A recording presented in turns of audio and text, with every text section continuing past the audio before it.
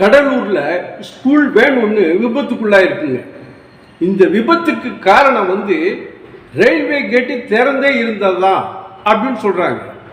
அந்த ரயில்வே கேட்டு எப்பவுமே திறந்தே தான் கிடக்குமா, அதனால தான் இந்த ஸ்கூல் வேன் விபத்துக்குள்ளாயிருக்கு. அந்த விவரங்களை இந்த பதிவில் நம்ம பார்க்கலாங்க. கடலூர் மாவட்டம் செம்மங்குப்பம் பக்கத்தில் ஆலம்பாக்கங்கிற ரயில்வே கேட்டில் தான் இந்த விபத்து நடந்திருக்குங்க.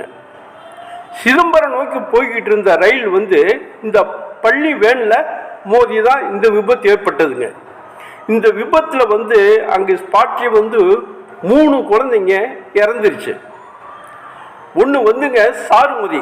இந்த சாருமதிங்கிற பொண்ணு 11வது படிக்கிற பொண்ணுங்க.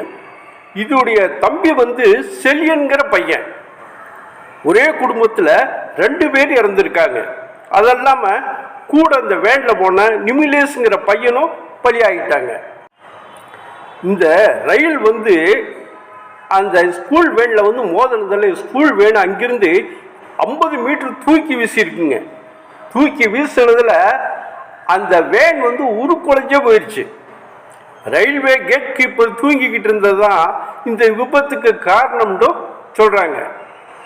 இந்த கேட் கீப்பரை அங்கே இருந்த மக்கள்லாம் சரமாரியாக தாக்கி அப்புறம் போலீஸ் தான் அந்த கேட் கீப்பர் காப்பாற்றிருக்கு.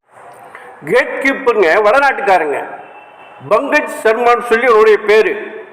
அவனுக்கு சரியாக தமிழும் வராதான். இந்த விபத்துக்கு இது கூட ஒரு காரணமாக இருக்கலாம்னு சொல்கிறாங்க.